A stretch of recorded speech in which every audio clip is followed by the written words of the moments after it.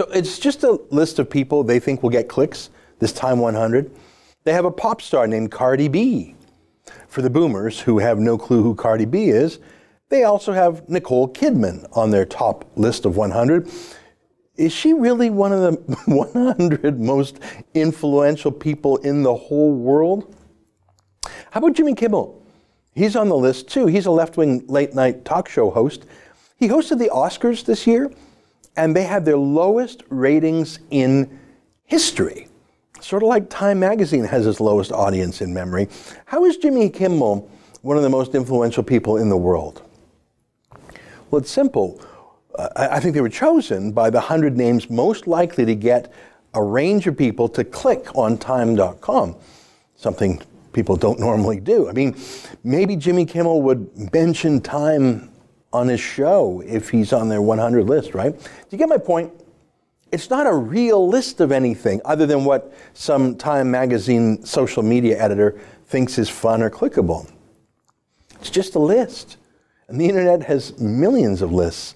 There are some lists that count, Nobel Prize winners, I suppose, but being Prime Minister of Canada is a pretty amazing achievement in itself. We're a great country. Leading it is a reward in itself. If you're Canada's Prime Minister, you don't need the validation of some editor in New York City. You have the validation of millions of Canadians. You have the authority of our institutions, our parliament, our government.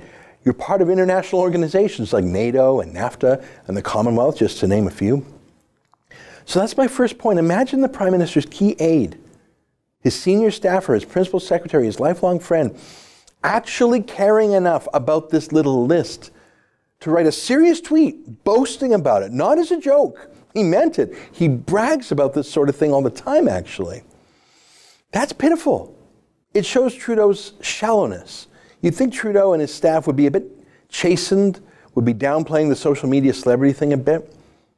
Since his disastrous trip to India that was all about selfies and pictures, but turned into a major international incident, Trudeau has been a major failure on substance lately.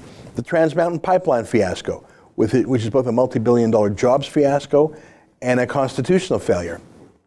The India diplomatic incident, then the NAFTA breakdown. Donald Trump has literally served us notice that he is canceling NAFTA, but Trudeau's dancing his worries away. There he is dancing. I think it's particularly pitiful and so classically Justin Trudeau that he obsesses over foreign validation. It's not even a Canadian magazine, Time magazine. He just needs to feel approval. He knows he can have the fawning coverage from Canadian journalists on demand, especially the government journalists at the CBC state broadcaster. So he craves anything like Time magazine since it's proof in his mind that he's okay after all. That's an excerpt from my daily TV show, The Ezra Levant Show. Normally it's behind a paywall, but I thought you'd like this video, so we put it on YouTube. If you want to subscribe to watch the daily show every day, including always 2 interviews a day, and I read my hate mail, just click on this screen and become a premium member.